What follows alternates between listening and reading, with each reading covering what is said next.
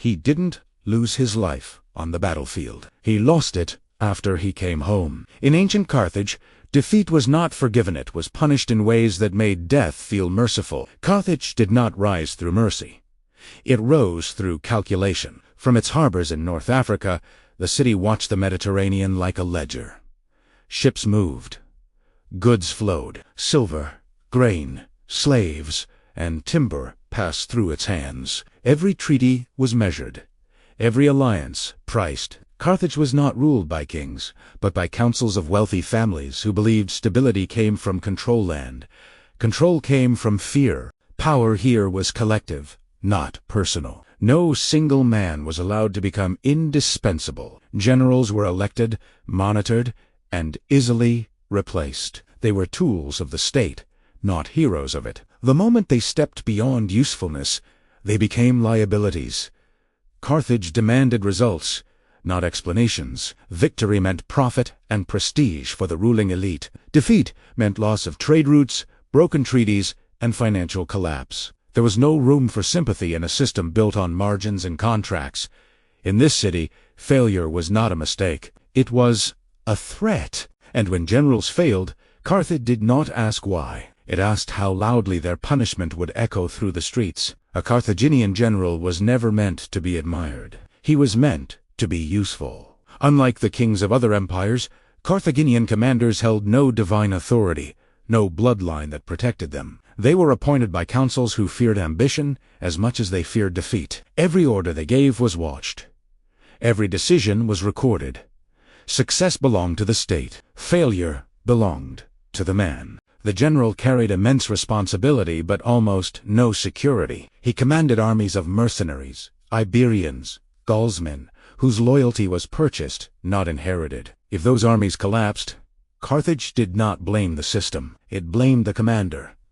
This created a brutal contradiction. Generals were expected to deliver victory at any cost, yet were denied the trust, autonomy, and forgiveness required to adapt to chaos. There was no allowance for chance, no recognition of overwhelming odds. The battlefield could turn in an afternoon, but Carthaginian judgment was absolute. From the moment a campaign began, a general was already on trial. Every loss tightened the noose. Every delay sharpened suspicion. In Carthage, command was not a path to glory. It was a gamble where the only reward was survival. In Carthage, losing a battle was not treated as misfortune. It was treated as guilt. There was no legal distinction between failure and betrayal. A defeated general was assumed to have acted out of incompetence, greed, or disloyalty, sometimes all three at once. The idea that circumstances could overwhelm even a skilled commander had no place in Carthaginian political culture. The city did not tolerate explanations. It demanded accountability that could be seen, felt, and remembered. The language of Carthaginian law reflected this mindset. Generals were not unsuccessful. They were accused of endangering the state, wasting resources, or undermining Carthage's authority abroad. These were not military criticisms. They were moral accusations. To lose was to stain the honor of the city itself. This logic turned warfare into a psychological trap. A commander facing defeat could not retreat without fear. Withdrawal looked like cowardice. Negotiation looked like weakness. Preservation of troops looked like The safest option, paradoxically, was often to fight on long past reason because a disastrous loss in battle at least looked like effort. Even victories could become dangerous. If a campaign cost too much money, took too long, or failed to produce enough profit, suspicion followed. The councils wanted conquest that was fast, cheap, and absolute. Anything less raised questions. What mattered most was not survival or strategy, or even long-term security. What mattered was control of the narrative. A general who lost control of the battlefield also lost control of his future. And once defeat was reported back to Carthage, the outcome was no longer in his hands. The war might be over, but the punishment was just beginning. The journey back to Carthage was often more terrifying than the war itself. A defeated general did not return in chains. That would have implied mercy. He returned under watch, escorted by silence and rumor. His reputation, already dismantled long before his feet touched the city's stone streets. News traveled faster than ships. By the time he arrived, The councils had already discussed his fate. There were no welcoming crowds, no rites of closure. The harbor that once celebrated triumph now watched in judgment. Merchants paused their work. Citizens stared and whispered. Defeat had a smell to it, loss of profit, broken trade, instability, and everyone knew who would be blamed. The general was not allowed to defend himself immediately. He was made to wait. Days, sometimes weeks, a deliberate delay that allowed fear to set in, allowed stories to harden into truths. In Carthage, anticipation was part of the punishment. Anxiety did the work before the sentence was even spoken. During this waiting period, former allies distanced themselves. Political rivals sharpened accusations. Even family ties offered little protection. Association with failure was dangerous, and Carthage rewarded those who abandoned the fallen quickly. The city did not rush judgment because it wanted the lesson to be clear. Power was conditional. Loyalty was fragile, and survival depended on never giving the state a reason to doubt you. By the time the general was summoned to face the councils, he was already isolated. The war had ended abroad.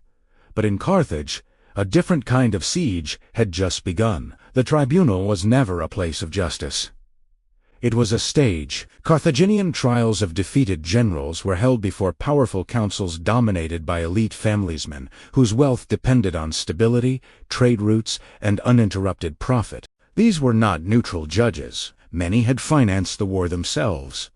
Others had political scores to settle. A failed campaign meant lost money, lost influence, and public embarrassment. Someone had to pay for that. The general stood alone. No advocates, no presumption of good faith. Witnesses were often rivals, disgruntled officers, or merchants whose investments had suffered. Military complexity was reduced to simple accusations. Poor leadership, wasted resources, endangerment of the state. Nuance was not only unwelcome, it was suspicious. Evidence mattered less than perception. A battle lost far from Carthage could not be verified by most citizens, but the outcome was undeniable. Defeat itself became proof. The logic was circular and absolute. A competent commander would not have lost. Therefore, loss proved incompetence or treachery. Some generals attempted defense. They spoke of terrain, weather, betrayal by mercenaries, overwhelming numbers. These explanations only hardened the council's resolve. To explain was to excuse. To excuse was to insult the authority of the state.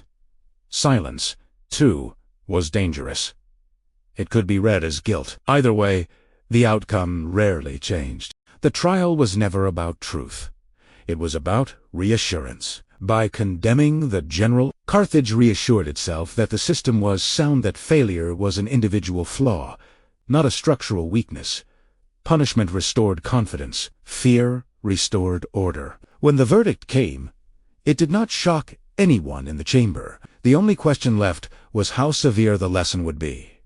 Carthage did not rush to kill its defeated generals. First, it broke them. Before any sentence was carried out, the general was stripped of what mattered most.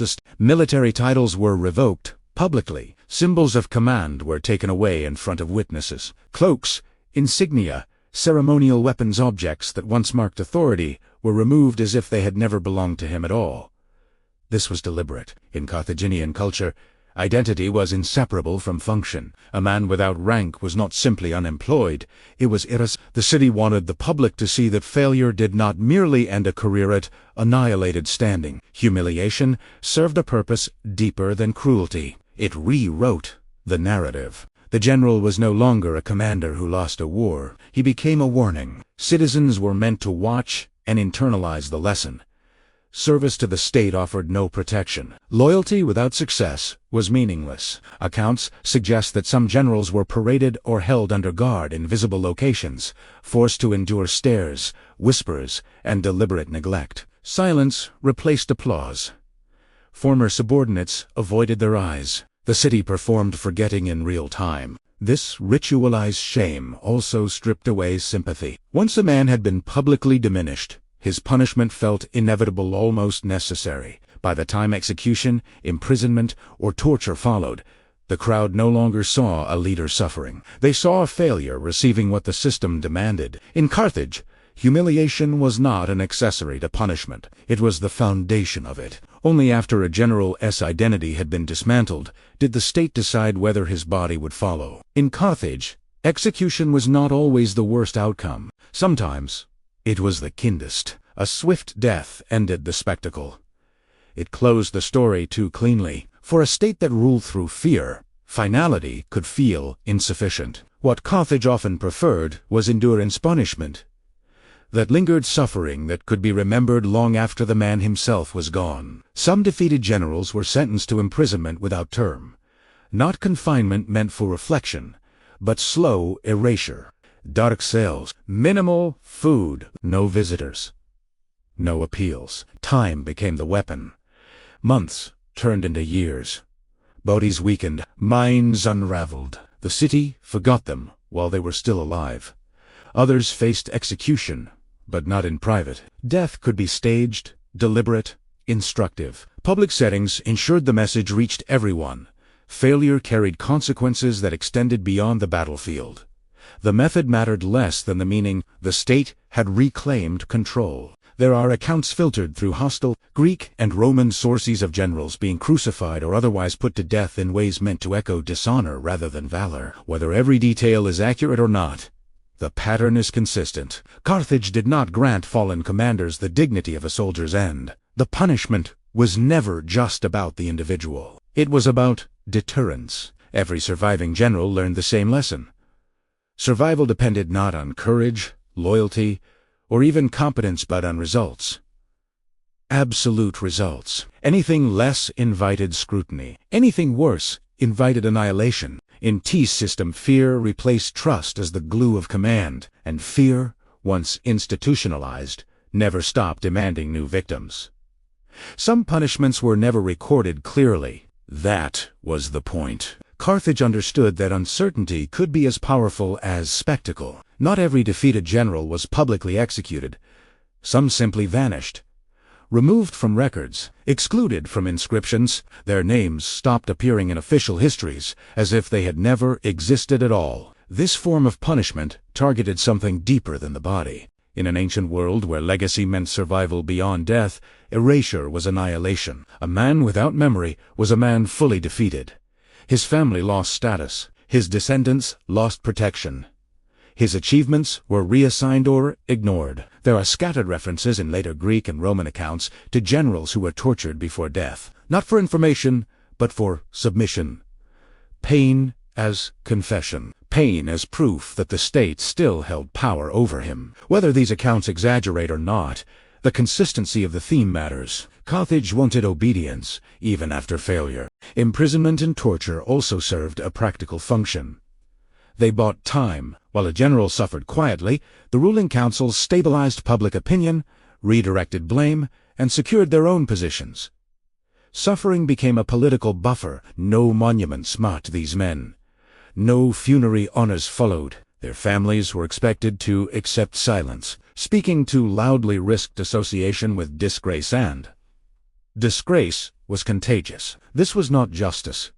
It was containment. By removing defeated generals from memory itself, Carthage protected the illusion of an infallible system. Losses happened, yes, but only because individuals failed. The state, in its own telling, remained pure. And so, the most brutal punishment was not death, nor pain, nor imprisonment. It was being erased while still alive. Carthage ruled not through mercy or honor, but through fear. Every act against a defeated general was calculated to send a message.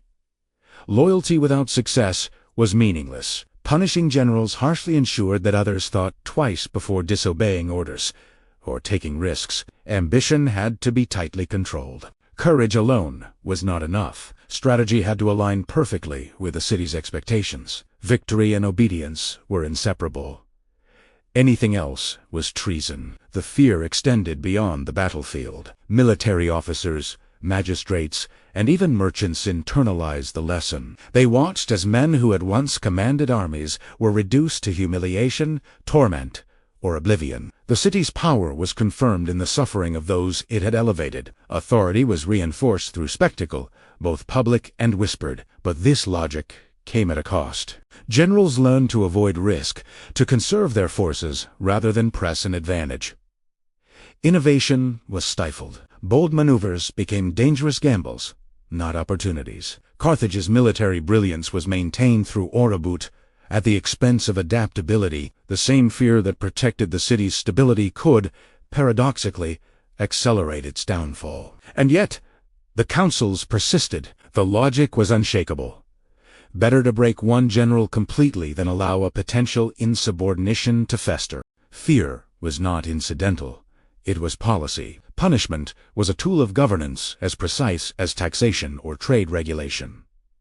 Carthage did not merely punish failure, it institutionalized it. Through this system, the city achieved control, but at the price of its own humanity. Carthage's treatment of defeated generals stands in stark contrast to Rome, where Carthage erased, humiliated, and tortured. Rome often chose pragmatism. A Roman general who failed might be fined, stripped of command, or exiled, but his knowledge, his reputation, and even his life could be preserved. Rome understood that experienced commanders were assets, even in defeat. Punishment could be severe, but it rarely sought to erase identity or instill terror as a primary tool of control. Carthage, by contrast, treated failure as a moral stain. Defeat was betrayal. There was no distinction between circumstance and incompetence. To the city, a general who survived failure without punishment was a potential threat, a man who might inspire rebellion, question authority, or undermine the rigid order that held the empire together. The contrast reveals a central difference in governance. Rome balanced fear with utility. Carthage prioritized fear above all. In doing so, it maintained short-term obedience but discouraged innovation, initiative, and trust. Generals became cautious to the point of paralysis, valuing survival over strategy. In the end, Carthage's system of terror may have secured immediate control, but it weakened the very foundation of its military power. Victory was achieved at the cost of the men meant to lead it. Fear ruled over reason. Punishment outweighed pragmatism, and the seeds of Carthage's vulnerability were planted in the suffering of its own commanders. Carthage's obsession with punishing failure came at a steep cost, one that would echo long after the screams faded. Generals, aware that any mistake could mean torture, public humiliation, or erasure, learned to avoid bold moves. Campaigns that might have brought decisive victories were abandoned for cautious maneuvers. Innovation died before it could take root. Ambition became a liability rather than an asset. The city's own mechanisms of fear created hesitation at the very moment it needed audacity. Merchants, soldiers, and even political allies adjusted their behavior. Obedience replaced judgment. Survival replaced initiative. Loyalty persisted, but only in the narrowest, most self-serving sense. The brilliance of Carthaginian strategy was overshadowed by the paranoia it inspired. And yet, the city persisted. Punishment reinforced order. Fear prevented rebellion. The short-term effectiveness of terror masked the long-term consequences. Carthage remained powerful, but its greatest strength, its people, were slowly undermined from within. The empire had taught its own leaders a cruel lesson. To serve Carthage was to survive its wrath, not to act freely. Courage became dangerous. Skill became secondary. Fear dictated the pace of the empire, the decisions of generals, and ultimately, the fate of Carthage itself. In punishing failure so harshly, the city planted the seeds of its own fragility. The very system designed to protect Carthage would one day make it vulnerable. Even in a city that punished failure without mercy, Hannibal stood apart. His campaigns in Italy, daring and audacious, brought both glory and devastation. Yet his survival after years of conflict was not a gift, it was an anomaly. Hannibal won victories that excused failures. Every triumph shielded him from the scrutiny that would have destroyed another general. The state tolerated him because his successes protected Carthage and preserved its honor. But the rule was clear. Without victory, there was no forgiveness. Even Hannibal, once powerful, could have faced ruin if circumstances turned against him completely. In Carthage, history remembers the exception, not the norm. Most generals who faltered even slightly were not celebrated, pardoned, or remembered. They were erased, forgotten, or made examples of. Hannibal's story highlights the harsh calculus of Carthaginian politics. Talent could only survive in proportion to triumph. A man's skill, bravery, or loyalty mattered only insofar as it served the city's immediate interests. The system left no room for mercy, adaptation, or failure. In essence, Hannibal survived because he delivered what the city demanded above all else: victory. And in Carthage, victory was the only protection against obliteration. Much of what we know about Carthage comes from outsiders, Greek historians, Roman chroniclers' enemies, who survived because they observed from a distance. Their accounts are colored by bias, contempt, and political agenda. Yet a pattern emerges too consistent to ignore. These sources describe generals who vanished after defeat, tribunals that punished without mercy, and a culture of fear that dominated the city. Names of those erased rarely survive, but the repetition of the events across centuries speaks volumes. Carthage was a society that institutionalized terror. It is tempting to dismiss these stories as exaggeration. Perhaps some accounts amplified cruelty to justify Roman conquests. Yet archaeology, inscriptions, and fragmentary records suggest that the logic of punishment described by hostile sources aligns with Carthage's political structure. A city that thrived on trade, wealth, and strategic precision could ill afford generals acting outside absolute control. History remembers the victors, but it also preserves the consequences of failure. In Carthage, the consequences were extreme, deliberate, and deeply psychological. The pattern of fear and obliteration becomes undeniable when pieced together. A warning not just to generals, but to every citizen who dared wield power. What survives in writing is only a shadow. The true Horitha names forgotten, the lives' erased remains buried, waiting to be reconstructed from the fragments left behind. In Carthage, the system did not merely punish failure, it erased it. Carthage's treatment of defeated generals offers more than historical horror. It offers insight into the machinery of power. Fear can enforce obedience, but it cannot create loyalty. The city relied on terror to maintain control, and for centuries it worked. Generals followed orders. Citizens feared rebellion. Rivals hesitated, yet this same system stifled initiative, discouraged risk, and ultimately weakened the state's resilience. The greatest threat to Carthage was not foreign armies, it was its own rigid obsession with punishment. The erased generals, tortured commanders, and public spectacles of humiliation were more than punishment. They were tools. Tools designed to remind everyone that Carthage valued the survival of the city above the survival of men. Individual brilliance, courage, or sacrifice was meaningless without measurable success. History often highlights Hannibal, the rare genius who survived, but for every Hannibal, dozens more were silenced. Their names lost, their legacies destroyed. The system protected the city, but it devoured its own. Carthage teaches a chilling lesson. When fear becomes governance, it does not only shape the present, it shapes strategy, morale, and the very soul of a civilization. The echoes of terror can last centuries, long after the battles are forgotten. And yet, for all the cruelty, for all the erasure, the stories that survive remind us. The human cost of power is not just counted in lives lost, but in lives broken, silenced, and forgotten. The story of Carthage's defeated generals is not a tale of battlefield loss. It is a story of systems designed to crush the human spirit. Men who commanded armies, navigated empires, and carried the hopes of a city were reduced to shadows. Their names disappeared. Their achievements were erased. Their suffering became a lesson for others. In the relentless logic of Carthage, fear was law, and mercy was weakness. Yet, even in the darkness, there is understanding. These punishments reveal the true cost of absolute control, the fragility beneath a city's wealth, the terror underpinning its power, and the human toll of obedience enforced by brutality. Carthage may be gone, but the echoes of its fear remain. History remembers not only the victories, but the obliteration of those who failed. And in remembering them, we confront a timeless question. What is the price of power when survival itself becomes a weapon? If you want the forgotten to speak again, and the hidden to be revealed, subscribe to Ashen Historian.